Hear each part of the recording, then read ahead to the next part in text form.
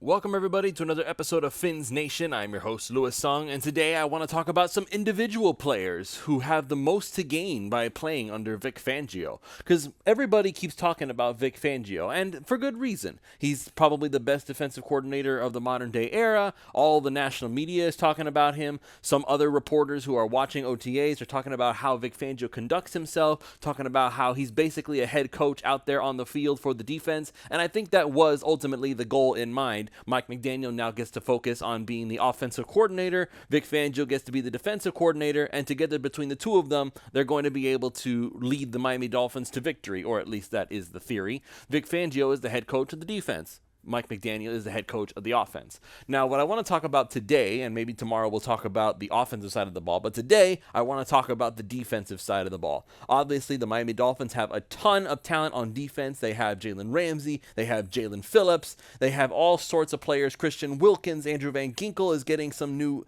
looks on the defense, now playing inside rather than as a pure pass rusher. Bradley Chubb is there. I already mentioned Christian Wilkins. Let's see who else we got here. Zach Sealer is out there. Xavier Howard is still there. Javon Holland is still there. Cater Kohu is there. So the question that I would like to pose and maybe try to answer as far as my thoughts are is who has the most to gain and who stands to benefit the most from having Vic Fangio be their coach. So I'm going to go into all the different circumstances, all of the different scenarios, and I'm going to try to pick out one, and I'll see if you guys agree with me in the comments below.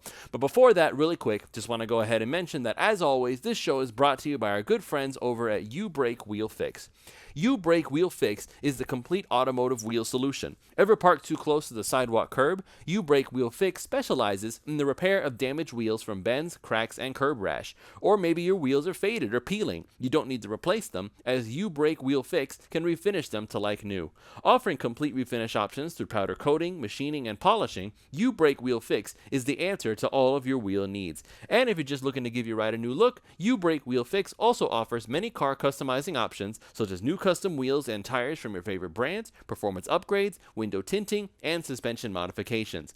Located just south of Aventura, you can reach Mark and his staff at 305-748-0112 or online at youbrakewheelfix.com. They are really active on all social media platforms at YouBrakeWheelFix, so shoot them a DM on Instagram, Facebook, or Twitter and get an estimate in just minutes. So don't delay, go to YouBrakeWheelFix and start customizing your ride to show off your Dolphins fandom today. This show is also brought to you by PrizePicks.com. PrizePicks.com is a revolutionary fantasy platform where you can now pick up to 6 different players across professional sports leagues. Whether that's the NFL, the NBA, the MLB, the NHL, the WNBA is back. You can choose one player from each. You can choose all in one league. It's up to you to decide. Just choose whether your chosen player will get more or less than their projected stat. They give you free squares, special Taco Tuesday promos, Flex Friday specials where you can get your money back if you lose, or multiply the amount of money you can normally win. So with offers like that, it's hard to justify not signing up at this point if you are any kind of a fantasy sports fan. So use the promo code 5, that's FIVE, and they will match up to $100 on your initial deposit when you sign up. Again, that's promo code 5, FIVE. Go to prizepicks.com, deposit your $100, and let PrizePicks give you $100 of their dollars for you to play with and get started winning today. Okay, folks, so here's what we're going to do. I'm going to go ahead and go down the Dolphins roster here, and I'm going to talk about some of the players that we all know the names of already. We all know what they're capable of, but I want to talk a little bit about who exactly is going to be the one who's going to benefit the most from having Vic Fangio as his defensive coordinator. And there are a lot of really interesting names on here. Some of them are more obvious than others, but I'll go ahead and just try to go through them one by one. Obviously, once again, I talked about this briefly yesterday. Andrew Van Ginkel, he's going to be getting looks on the inside now as an inside linebacker, not just as a pure pass rusher. Now, he's an interesting option here only because it's very unlikely that he's going to be getting starter level snaps, but he may have increased playing time. Now, that increased playing time is due to his versatility, not necessarily because he's going to become a star pass rusher, which is what he's been used as this entire time when he's on the field. Usually he's either a special team guy or he's rushing the passer. He hasn't been used for other things. Now, getting an option inside that means that Andrew Van Ginkel, remember, he came back on a cheap deal. It's like 1 year, $1.5 million or something along those lines. So he's not going to be getting a whole lot of cash this season. So for him to cash out, he needs to ball out. And if he ends up having a fantastic season, doing whatever it is that Vic Fangio has in mind for him, then other teams are going to be looking at that and saying, hey, you know what? There might actually be something here. I still remember when Donnell Ellerbe, remember Donnell Ellerbe? Donnell Ellerbe, he had a fantastic season with the Baltimore Ravens. He had a great season with them, and he ended up getting cashed in with the Miami Dolphins. Go figure. So in Baltimore, this was his last season. He ended up playing in 13 games total, and he had himself what was basically a career year. Had 92 total tackles, to 8 tackles for a loss, and he had about, let's see here, he deflected 2 passes. What was his sack numbers? Okay, 4.5. So that was actually a really good season for him. So before that, he hadn't really done a whole lot. So he finally managed to get in and start playing well, and the Miami Dolphins paid him a lot of money, and needless to say, he did not live up to the expectations, not even a little bit. I also remember when Philip Wheeler became a Miami Dolphin, and oh, that was a nightmare and a half. You thought that now Ellerbe was bad. Philip Wheeler was a miserable experience. In fact, I still remember, and I blame this on him, we were this close to beating Aaron Rodgers and the Green Bay Packers, and back then, this was when Aaron Rodgers was still, for lack of a better term, he was in his prime. And we were this close to beating him. And Philip Wheeler, all we had to do was just stop them one last time. And Philip Wheeler was the guy who was covering the receiver. And it was just a perfect pass from Aaron Rodgers. Boom, game over, Dolphins lose. So I'm hesitant to be able to say that those guys were any good whatsoever. Those were absolute busts as far as I'm concerned, as far as free agent is concerned. Now, what does that mean for Andrew Van Ginkel? Now, we all know what Andrew Van Ginkel is capable of, right? We've seen what Andrew Van Ginkel can do. Now, I'm going to go ahead real quick, and I'm going to pull up his numbers here, because even though he has lost a lot of playing time, thanks to the added bodies on the defensive side of the ball, so obviously just on looking at it, Andrew Van Ginkel has to fight with Jerome Baker. He's going to fight with David Long Jr. David Long Jr. is going to get a lot of snaps as long as he's healthy, by the way. Duke Riley is there. He recently had the orange jersey, the one that says, I was the star of OTAs that day. So just looking at Andrew Van Ginkel's numbers here, he did play in all 17 games last season, but his numbers were distinctly lowered. He did get an interception. That was his first career interception last season. But as far as his numbers go, he only had a half a sack. He had 47 tackles total. His greatest year was in 2021. That's when he actually started 14 games out of the 17 that he played. And he ended up deflecting 7 passes. He had 4 sacks, 71 tackles total, 9 of them for a loss. So that was a really good year for him. In 2022, though, his role diminished massively. And so it's no wonder that Andrew Van Ginkel would look at this whole thing and say, you know what, maybe I've had enough. But Vic Fangio called him up, said, hey, I want you to come back. I got plans for you. So already that in its face makes it so that Andrew Van Ginkel is a heavy competitor for has the most to gain by playing with Vic Fangio thing. But obviously there are other guys to look at. So let's go ahead and keep going through the list here. So how about we go into the secondary? It seems to me that Vic Fangio and his defense is very strong in the secondary. So let's just take a brief look here at Jalen Ramsey. So I want to talk about Jalen Ramsey because obviously the Dolphins went through a lot to get him in here. They only had to give up a 3rd-round draft pick and Hunter Long to be able to bring Jalen Ramsey. They do have to pay him, so that's one thing that we have to look at. He still made the Pro Bowl last season with the Los Angeles Rams, but unfortunately, he ended up giving up a lot more than what he did the last season. So in 2021, he was an All-Pro. In 2022, he was a Pro Bowler, but obviously nobody actually cares about the Pro Bowl anymore. Tyler Huntley, as a quarterback, the backup quarterback for the Baltimore Ravens, made the Pro Bowl last season, for God's sake. So that just goes to show you how much the Pro Bowl matters. It matters absolutely nothing. If you tell me that somebody is a Pro Bowler, I'm going to say, really? What was his stats that year? Who else was going to be a Pro Bowler, and they decided, nah, I don't feel like it? That's the first question I'm going to ask. So now we're going to go ahead and just quickly look at Jalen Ramsey's numbers. He had 88 tackles. Okay, that's pretty good. He ended up actually getting 2 sacks last season. So great, fantastic.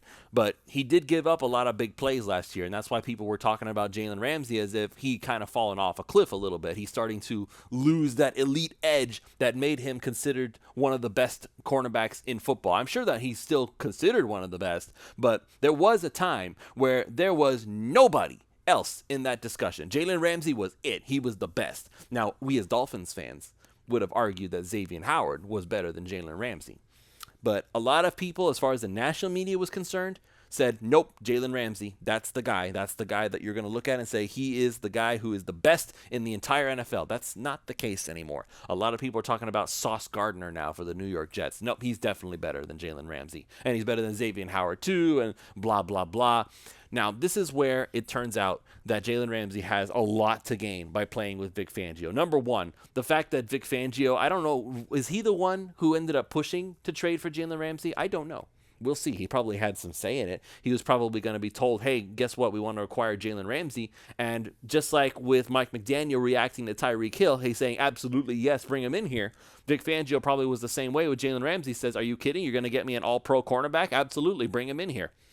But what really made Jalen Ramsey so dangerous with the Rams was that in 2021, he was starting to just kind of roam around the field. He was making a lot of big plays. He was basically being the chaos maker. He was everywhere. You couldn't avoid him.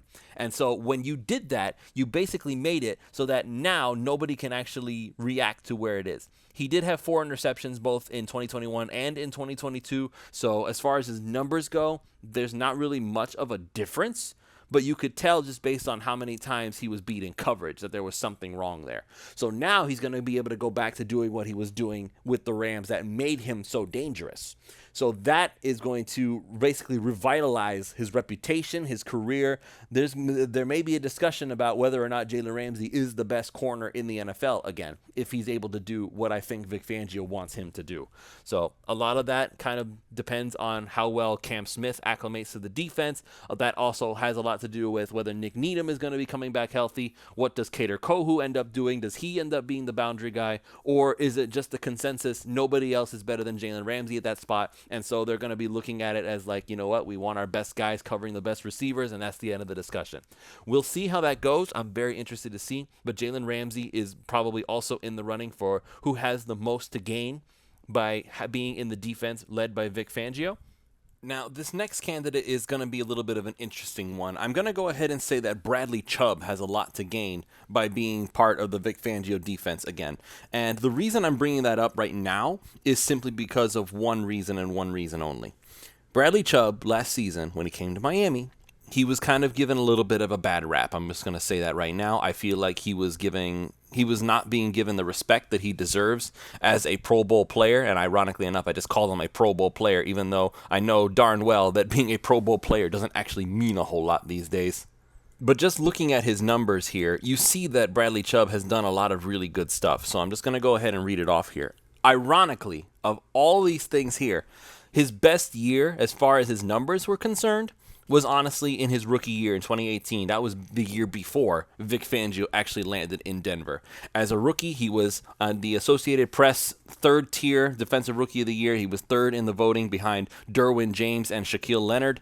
So he had 12 sacks that year, 60 total tackles, 14 tackles for a loss. He hit the quarterback 21 times. He forced 2 fumbles, deflected a pass. He recovered a fumble. He was all over the doggone place. He was incredible that year.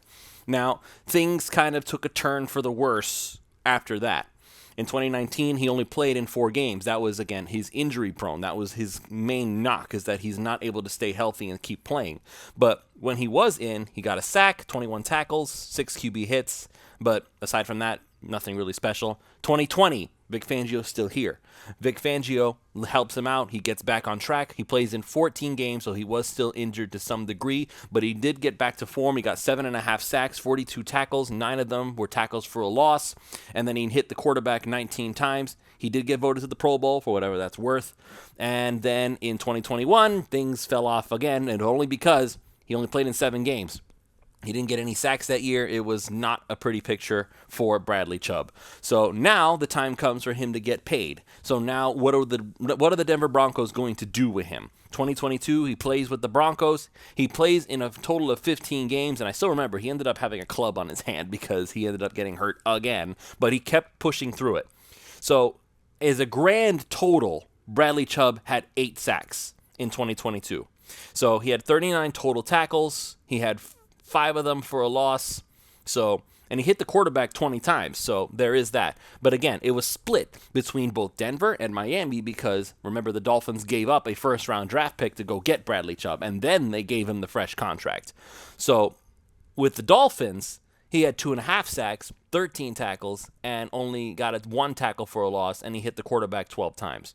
So granted, the numbers are not mind-boggling, but if you smush them together and you account for the time he was with the Broncos, that was probably one of his better years. So again, all this boils down to Bradley Chubb being healthy. And if Bradley Chubb can stay healthy, that's an if. I understand that that's an if. That's an if for every player, if you can stay healthy. If Bradley Chubb manages to stay healthy, Vic Fangio did help him get back on track. And I think that in this defense, with the kind of players that are available now and the amount of skill that is available in the secondary, Bradley Chubb will have a lot of opportunities to get some coverage sacks in, and he could basically get back to form. He could potentially end up earning that contract that the Dolphins gave him, because a lot of people are currently down on him. He's not worth the money that the Dolphins are giving him. He's not the same guy that he used to be when he was a rookie, all that stuff.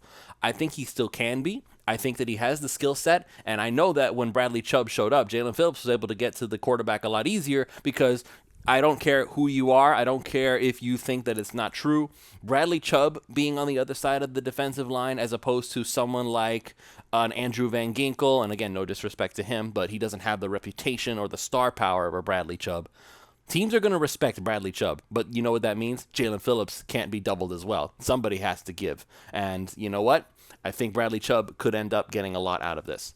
But the one that I think, and this is just me personally, the one that I think has the most to gain out of anybody else with this Vic Fangio defense, it's not anybody in the secondary. It's not anybody with the linebackers. I mean, he's going to be classified as a linebacker, but as far as I'm concerned, he is a great pass rusher, and I think he has the skill to be even better in the future. Jalen Phillips, ladies and gentlemen. Jalen Phillips has been moving up and up and up ever since he got to Miami. He got off to a slow start, especially compared to his Miami Hurricanes former teammate Greg Rousseau with the Buffalo Bills. Again, it was a slow start, but that slow start doesn't mean a whole lot when, at the end of the day, if you had to choose now with that kind of hindsight, who would you pick? I think the Buffalo Bills would pick Jalen Phillips because he's done a lot more for the Dolphins than Greg Rousseau as a whole has done for Buffalo.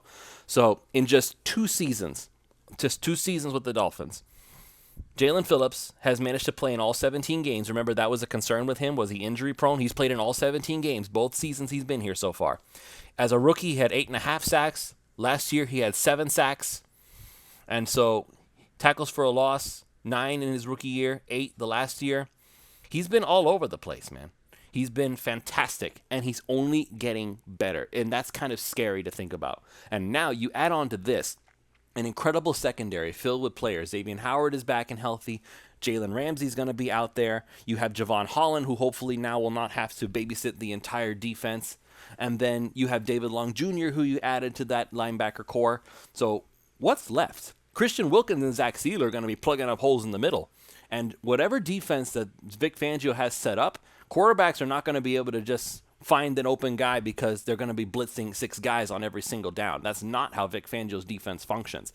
The quarterbacks are going to have to look around the field, try to see if there's somebody open, and in the meantime, Jalen Phillips is going to get after the quarterback. I think that, quite frankly, Jalen Phillips could hit 15 sacks this year. I really believe that. And the reason that makes him the one with the most to gain is because sooner or later, those contract extension talks are going to start coming up. How much do you pay Jalen Phillips? And Jalen Phillips is in line to make a lot of money in the future. And honestly, it would be worth it to make sure that he sticks around. And I think the Dolphins would be wise to make sure he sticks around as well. Find a way to make it work. I'm sure that Chris Greer and his help and his staff are going to be trying to make sure that everybody fits under the salary cap somehow. But it's not going to be easy, because if Jalen Phillips plays like I think he's going to play this year, then quite frankly, he might be in line to get one of the contracts that says he's going to be the most expensive pass rusher in the NFL, because results talk. And I think Jalen Phillips is going to get a lot of results this year. So that's my guy. I think Jalen Phillips has the most to gain playing with Vic Fangio this year. Do you guys have somebody else in mind that you think would be a better choice? Let me know in the comments down below. If you haven't already done so, make sure you go to You Break Wheel Fix if you want to make your car look like the ultimate Dolphins fantasy. Just reach out to Mark and his staff at 305-748-0112 or online at youbreakwheelfix.com. And make sure you go to prizepicks.com and use the promo code 5, that's FIVE, and they will match up to $100 on your initial deposit when you sign up. Again, that's promo code 5, FIVE. Go to prizepicks.com, use that promo code, and get started winning today. That's going to be it for this show. Thank you all so much for listening. We will see you all tomorrow for one more episode of Fins Nation.